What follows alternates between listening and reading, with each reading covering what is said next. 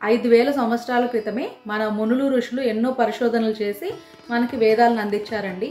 ఆ వేదాలు ఉపవేదాల్లోని ఒకటైన ఆయుర్వేదంలో మనిషి ఆరోగ్యంగా ఉండాలంటే ఎలాంటి డైట్ ఫాలో అవ్వాలనేది మనకి వివరించారు. దాన్ని మీతో నేను షేర్ చేయబోతున్నానండి. ఇలాంటి వీడియోస్ మీకు ఇంట్రెస్ట్ అయితే ఛానల్కి సబ్స్క్రైబ్ చేసుకోవడం మర్చిపోకండి. అలాగే ఆల్రెడీ సబ్స్క్రైబ్ చేసి నన్ను ఎంకరేజ్ చేసిన ప్రతి ఒక్కరికి థ్యాంక్ యూ సో మచ్. సమదోష సమ అగ్నిశ్చ సమధాతు మలక్రియ ప్రసన్న ఆత్మ ఇంద్రియమన స్వస్థ ఇతి అభిధీయతే. అంటే సమదోష మన బాడీలో ఉండే ఎనర్జీస్ అయిన వాత పిత్త కఫాలు, సమ అగ్నిశ్చ మన బాడీలో ఉండే డైజెస్టివ్ ఫైర్, సమధాతు మలక్రియ మన బాడీలో 7 టిష్యూస్ ఉంటాయండి, సప్తధాతువులు, రస రక్త మాంస మేధ అస్థి మజ్జ శుక్ర. మలక్రియ అంటే మన బాడీలో ప్రొడ్యూస్ అయ్యే వేస్ట్ ప్రోడక్ట్స్ అయిన స్వేద మలమూత్రాలు. ఇవన్నీ కూడా సరిగ్గా అంటే బ్యాలెన్స్డ్గా ఉంటే ప్రసన్న ఆత్మ ఇంద్రియమన మన మైండ్ బాడీ సోల్ ప్రసన్నంగా ఉంటాయన్నమాట. అంటే బ్లిస్ఫుల్ స్టేట్లో ఉంటాయి. స్వస్థ ఇతి అభిధీయతే అంటే ఇలా ఉన్న బాడీని హెల్దీ బాడీగా కన్సిడర్ చేస్తారు ఆయుర్వేదాలు. హెల్దీ అంటే నాట్ ఓన్లీ ఫిజికల్లీ ఫిట్ అండి, but also mentally fit. Ayurveda అంటే వేదిక్ సైన్స్ ఆఫ్ లైఫ్. మన భారతదేశానికి బ్రిటిష్ వాళ్ళు రాకముందు వరకు కూడా ఈ ఆయుర్వేదానే మెడికల్ సైన్స్లో ఉండేదండి. వాళ్ళు వచ్చిన తర్వాత మరుగున పడిపోతూ వచ్చింది, ఇంటి వైద్యానికే పరిమితం అయిపోయింది. ఇప్పటికీ కొన్ని ఫ్యామిలీస్ కూడా తరతరాలుగా వాళ్ళు నేర్చుకున్న ఆయుర్వేదాన్ని ఇప్పటికి కూడా పారంపర్యంగా కొనసాగిస్తూ ఉన్నారు. వాళ్ళందరి వల్లే మనకి ఇంత ఈజీగా ఇప్పుడు ఆయుర్వేద హాస్పిటల్స్ కానీ ఇవన్నీ కూడా అందుబాటులో ఉన్నాయి. మనం వాళ్ళకి థ్యాంక్ఫుల్గా ఉండాలి. మీరు చూసే ఉండుంటారు, నెట్ఫ్లిక్స్లో కొన్ని నెలల క్రితం ఒక డాక్యుమెంటరీ రిలీజ్ అయింది. బ్లూ జోన్స్లో ఉండే ప్రజలు ఎక్కువ కాలం ఆరోగ్యంగా బతకడానికి కారణం ఏంటి అని చెప్పి ఒక డాక్యుమెంటరీ తీశారు. ఆ బ్లూ జోన్స్ వచ్చేసి జపాన్లోని ఒకినావా, అలాగే ఇటలీలో సార్డానియా, ఇంకా గ్రీస్, కోస్టారికా, కాలిఫోర్నియా ఇలాంటి ప్రాంతాల్లో ఉండే ప్రజలు ఎక్కువ కాలం ఆరోగ్యంగా ఎందుకు బతుకుతున్నారని చెప్పి ఒక డాక్యుమెంటరీ తీశారనమాట. దాంట్లో వచ్చేసి వాళ్ళు తినే ఫుడ్, వాళ్ళ లైఫ్ స్టైల్ గురించి ఎక్స్ప్లెయిన్ చేశారు. అదంతా మంచి విషయమే, కానీ వాళ్ళు సింపుల్గా ఇలా చెప్తే సరిపోయేది. వాళ్ళు వాళ్ళ కల్చరల్ డైట్ని ఫాలో అవుతున్నారు కాబట్టి వాళ్ళు అంత ఆరోగ్యంగా ఉన్నారని చెప్పి. మనం ఏంటంటే మన దేశం మీద ఈ వెస్టర్న్ ఇన్ఫ్లుయెన్స్ ఎక్కువగా ఉండడం వల్ల మన కల్చరల్ డైట్ అనేది మరుగున పడిపోయింది. అందుకే మనకి ఇప్పుడు ఇన్ని రకాల అనారోగ్యాలు రావడానికి కారణం మెయిన్ అదే అండి. రకరకాల డైట్లు అయితే మనకి ఈ వరల్డ్ హెల్త్ ఆర్గనైజేషన్ రిలీజ్ చేస్తుంది కానీ చెప్పి ఒక్క డాక్టర్ కూడా మన కల్చరల్ డైట్ అయిన ఆయుర్వేదాన్ని ఫాలో అయితే మనకున్న అనారోగ్యాలన్నీ పరుచుకోవచ్చు అని చెప్పి ఒక్కరు కూడా చెప్పడం లేదు.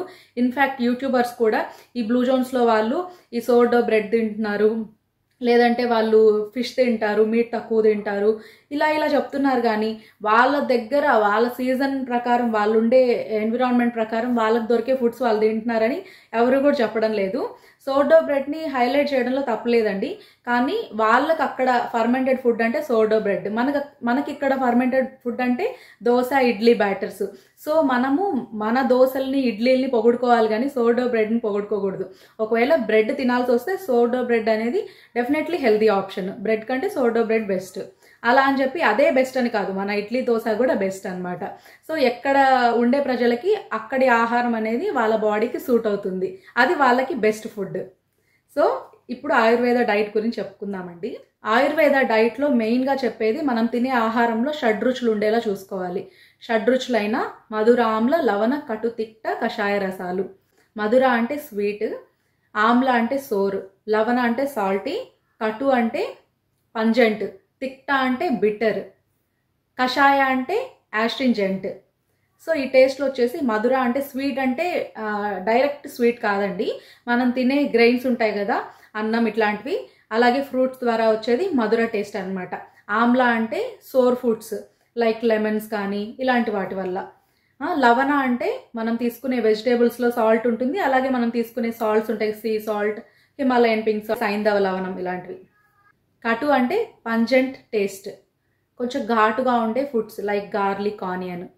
తిక్త అంటే బిటర్, లైక్ చేదుగా ఉండే ఆహార పదార్థాలు లైక్ కాకరకాయలు, లీఫీ గ్రీన్స్, స్ప్రౌట్స్ ఇలాంటివి.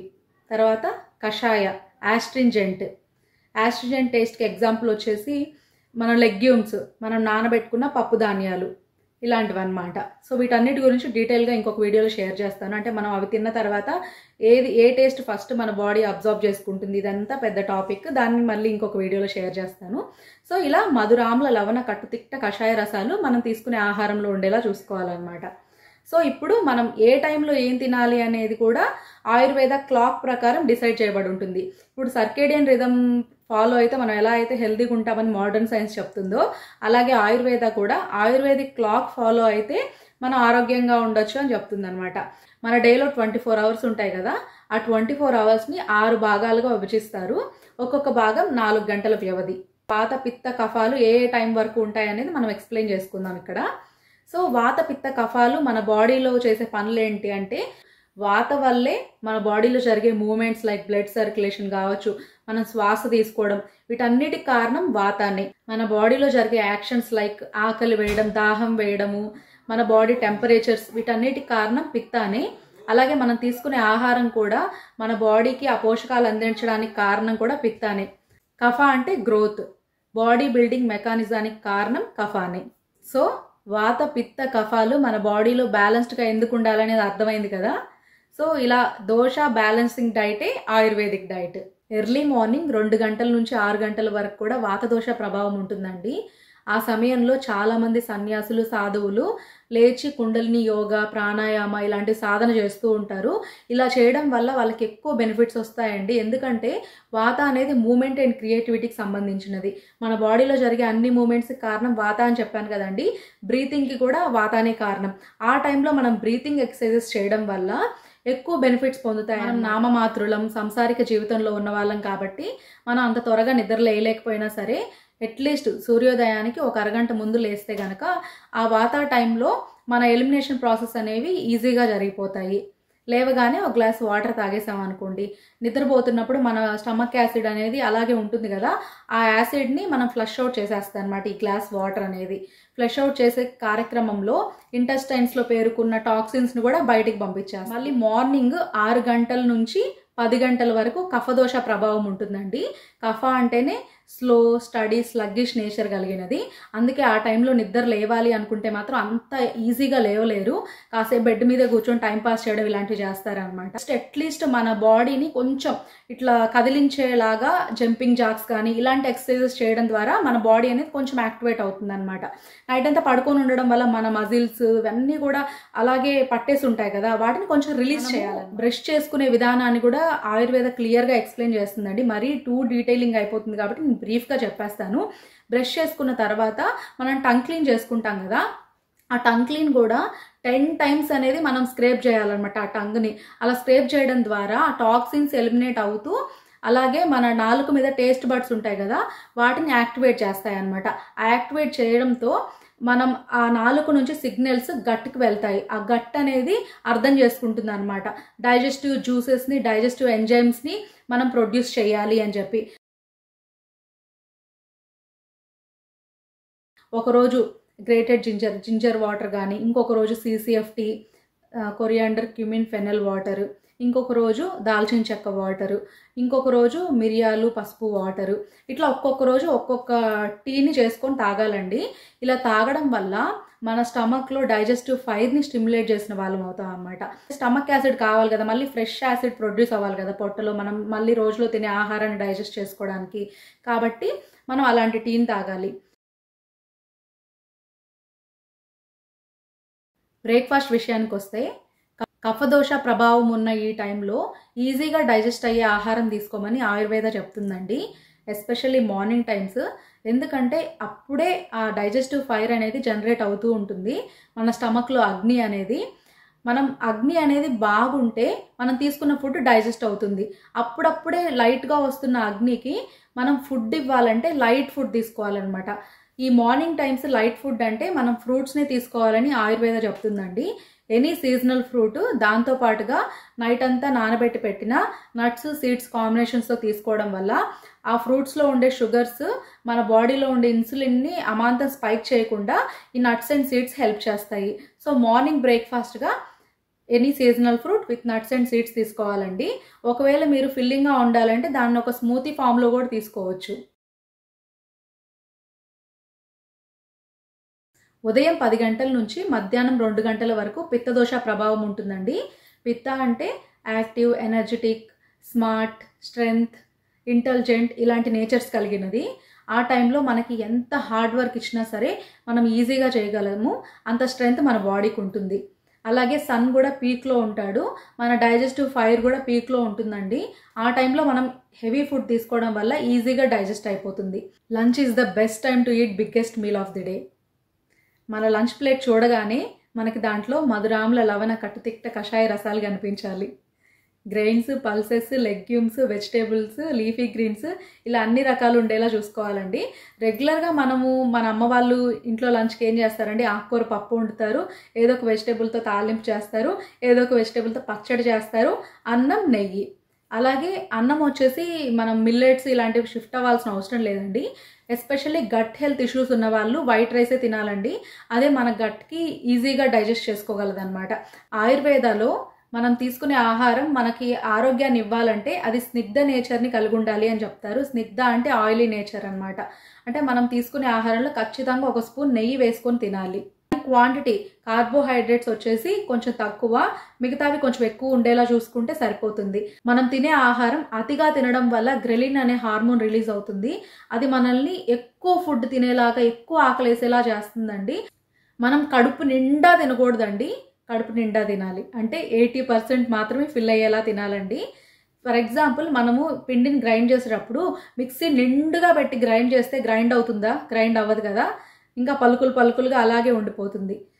సో మనం మిక్సీ కెపాసిటీకి హాఫ్ మాత్రమే వేసి, లేదంటే 3/4 వేసి గ్రైండ్ చేస్తే బాగా గ్రైండ్ అవుతుంది. అలాగే మన స్టమక్ కూడా అంతేనండి. మనం 80% వరకే తింటే కనుక మనం ఆ ఫుడ్ అనేది ఈజీగా డైజెస్ట్ చేసుకోగలుగుతుంది మన గట్. సో గట్ ఇష్యూస్ రాకుండా ఉంటాయి. మనం తినే ఆహారం ఔషధంలా పనిచేయాలి అంటే ఎలా తినాలనేది కూడా మన ఆయుర్వేదాలో చెప్పారు. మధ్యాహ్నం 2 గంటల నుంచి సాయంత్రం 6 గంటల వరకు వాతదోష ప్రభావం ఉంటుందండి. వాత అంటే కమ్యూనికేషన్ కూడా. మనం ఎవరినైనా మీట్ అవ్వాలి అనుకుంటున్నాం అనుకోండి, ఆ టైంలో ప్లాన్ చేసుకోవచ్చు. అలాగే ఆఫీస్లో మీటింగ్స్ కూడా ఆ టైంలో ప్లాన్ చేసుకోవడం ద్వారా మనం అనుకుంటున్నది ఎదుటి వాళ్ళకి అర్థమయ్యేలాగా కమ్యూనికేట్ చేయగలము. ఈవినింగ్ స్నాక్స్ విషయానికి వచ్చేస్తే మధ్యాహ్నం 12కే మనం హెవీగా తింటే కనుక అట్లీస్ట్ 4 అవర్స్ వరకు మనకు ఆకలి లేకుండా ఉంటుంది. 4 o'clockకి మనకి ఆకలి, ఆ క్రేవింగ్స్ బాగా ట్రిగ్గర్ చేస్తాయి. ఆ టైంలో మనం హెల్దీ ఆప్షన్స్ చూస్ చేసుకోకపోతే ఆ క్రేవింగ్స్ అనేవి మనల్ని ఇంకా ఎక్కువ ట్రిగ్గర్ చేసి మన డిన్నర్ అనేది హెవీయెస్ట్ మీల్ తీసుకునే అవకాశం ఉందన్నమాట. కాబట్టి ఆ టైంలో మనం ఏదో ఒక స్మాల్ స్నాక్ అనేది తీసుకోవాలి. హెల్దీ ఆప్షన్స్ లాంటివి లైక్ పల్లి చిక్కీ కానీ, నువ్వుల చిక్కీ కానీ, లేదంటే మనము ట్రెడిషనల్గా మన ఇంట్లో చేసుకునే గుగ్గిళ్ళు, నానబెట్టుకున్న శనగలతో కానీ, బొబ్బర్లతో కానీ వీటిని ఉడికించి వాటిని తాలింపు పెట్టుకొని వాటిని గుగ్గిల్లా తీసుకోవచ్చు. లేదంటే పల్లీల చాట్, ఇలాంటివి హెల్దీ ఆప్షన్స్ మనం చూస్ చేసుకోవచ్చు. ఇంట్లో చేసుకున్న మురుకులు కానీ, చక్రాలు ఇలాంటివి ఇంట్లో స్నాక్స్ చేసుకుంటూ ఉంటాం కదా. ఈ టైంలో ఈ జనరేషన్లో చాలామంది ఇంట్లో పిండి వంటలు చేసుకునే వాళ్ళు తక్కువే ఉన్నారు. కానీ ఒకవేళ చేసుకునే పని అయితే వాటిని తీసుకోవచ్చు. తక్కువ అమౌంట్లో తీసుకోవాలన్నమాట. ఎందుకంటే మళ్ళీ మనం 6 o'clockకి డిన్నర్ చేసేయాలి కదా. సో ఆ టైంలో ఆ క్రేవింగ్స్ని సాటిస్ఫై చేసేలాగా ఏదైనా హెల్దీ స్నాక్ కొంచెంగా తీసుకోవచ్చు. యాజ్ పర్ ఆయుర్వేద డిన్నర్లో ఫైబర్ రిచ్ ఫుడ్స్ తీసుకోమని చెప్తుందండి. సాయంత్రం స్నాక్స్గా గుగ్గిళ్ళు లాంటివి తిన్నవాళ్ళు ఈ డిన్నర్లో వెజిటేబుల్ సూప్స్ కానీ, లేదంటే స్టీమ్ చేసిన వెజిటేబుల్స్ని లైట్గా గీలో వేయించుకొని కానీ, లేదంటే డైరెక్ట్గా గీలోనే జస్ట్ సాటీ చేసుకొని కానీ అలా తినేసేయచ్చు. లేదు స్నాక్స్ రూపంలో ఏదైనా ఇంట్లో చేసిన స్నాక్స్ తిన్నవాళ్ళు ఈ డిన్నర్కి వచ్చేసి నానబెట్టి పెట్టుకున్న ఈ లెగ్యూమ్స్ ఉన్నాయి కదండి, పప్పు ధాన్యాలు, వాటిని 1 కప్పు, 1/2 కప్పు దోసపిండి కానీ వేసేసుకొని గ్రైండ్ చేసుకొని ఆ దోశలాగా వేసేసుకొని చట్నీతో తినేసేయచ్చు అనమాట. ఇలాంటి రకరకాల దోశ రెసిపీస్ నేను ఆల్రెడీ షేర్ చేశానండి. కావాలంటే లింక్ డిస్క్రిప్షన్ బాక్స్లో ఇస్తాను, చెక్ చేయండి. సో 6 o'clock లోపల ఇలాంటి ఒక న్యూట్రిషియస్ మీల్ తీసుకోవడం వల్ల మన గట్కి మంచిది, అట్ ద సేమ్ టైం మనకి ఈజీగా డైజెస్ట్ అవుతుంది. మనము నిద్రపోయే లోపల ఆ గ్యాప్లో ఇది డైజెస్ట్ అయిపోతుంది అన్నమాట. సాయంత్రం 6 గంటల నుంచి రాత్రి 10 గంటల వరకు కఫదోష ప్రభావం ఉంటుందండి. మార్నింగ్ నుంచి సాయంత్రం వరకు మనం చేసిన యాక్టివిటీస్ వల్ల మనకి ఎంతో కొంత స్ట్రెస్ పెరుగుంటుంది, మన బాడీ టైర్డ్ అయి ఉంటుంది. సో అదంతా కూడా మనం తగ్గించుకోవాలన్నమాట. మన మైండ్ని మన బాడీని నిద్ర కోసం ప్రిపేర్ చేయాలి. ప్రశాంతంగా నిద్ర పడితేనే కదండి మన బాడీ ఆ టైంలో డిటాక్స్ అయ్యేది. సో మన బాడీని ప్రిపేర్ చేసుకోవాలన్నమాట. ఫ్యామిలీతో కాసేపు టైం స్పెండ్ చేయడం ద్వారా స్ట్రెస్ తగ్గుతుంది, అలాగే మన బాడీ కూడా కామ్ అవుతుంది. నెక్స్ట్ మన నిద్రకి రెడీ అయిపోతాం అన్నమాట. 10 గంటల కల్లా ఎట్టి పరిస్థితుల్లోనూ మనం నిద్రపోవాలండి. ఎందుకంటే 10 గంటల నుంచి ఉదయం 2 గంటల వరకు పిత్తదోష ప్రభావం ఉంటుంది. పిత్త అంటే ట్రాన్స్ఫర్మేషన్. ఆ టైంలో మన బాడీ డీప్ డిటాక్స్ అవుతుంది. మన బాడీ హీల్ అయ్యేది ఆ టైంలోనే అండి. ఆ టైంలోనే మన బాడీ అసిమిలేషన్ కానీ ట్రాన్స్ఫర్మేషన్ ఈ ప్రాసెస్ అన్నీ కూడా జరుగుతాయి. డీప్ మన ఆర్గాన్స్కి ఏదైనా డ్యామేజ్ అయినా సరే ఆ టైంలో మన బాడీ హీల్ చేస్తుంది అనమాట. కాబట్టి ఎట్టి పరిస్థితుల్లోనూ ఆ టైంలో మనం నిద్రపోవాలి. డైట్ ఎక్సర్సైజ్ సరిగ్గా ఫాలో అవ్వకపోయినా పర్లేదు, కానీ 10 గంటల నుంచి 2 గంటల వరకు మనం డీప్ స్లీప్ ఉండేలా చూసుకోవాలండి. ఇది మాత్రం అస్సలు మర్చిపోకండి. 7:00కల్లా కిచెన్ క్లోజ్, 8:00కల్లా కిచెన్లో పనులు ఫినిష్ చేసుకోవడం, 9:00కల్లా ఇంట్లో ఏమైనా పనులుంటే ఫినిష్ చేసుకోవడం, 10:00కల్లా లైట్స్ ఆఫ్ చేసి పడుకోవడం. ఇది అనేది దినచర్యగా పెట్టుకోవాలండి. నేను ఇంతకుముందు 11 వరకు మేల్కునేదాన్ని అనమాట. ఇంతకుముందు వీడియోస్ చేయడం కోసం నైట్లు కూడా మేల్కునేదాన్ని. అలా చేయడం వల్ల హెల్త్ ఇంకా పాడైపోయింది. బాడీలో కార్టిసాల్ స్ట్రెస్ హార్మోన్ పెరిగిపోవడం వల్ల హార్మోనల్ ఇంబ్యాలెన్స్ అనేది ఫేస్ చేయాల్సి వస్తుందండి. కాబట్టి ఎట్టి పరిస్థితుల్లో 10 లోపల పడుకోండి. 10 నుంచి 2 వరకు మన బాడీకి టైం ఇవ్వండి హీల్ చేసుకోవడానికి. బ్లూ జోన్స్లో ఉండే పీపుల్ లాగే మనం కూడా ఎక్కువ కాలం ఆరోగ్యంగా జీవించాలి అంటే మన కల్చరల్ డైట్ అండ్ ప్రాక్టీసెస్ అయిన ఆయుర్వేదాన్ని ఫాలో అయ్యి మనం అందరం కూడా ఆరోగ్యంగా ఆనందంగా ఉండాలని కోరుకుంటూ సెలవు తీసుకుంటున్నానండి. మళ్ళీ ఇంకొక మంచి ఆయుర్వేదిక్ రిలేటెడ్ టాపిక్లో కలుస్తాను. Till then be happy, stay strong, bye.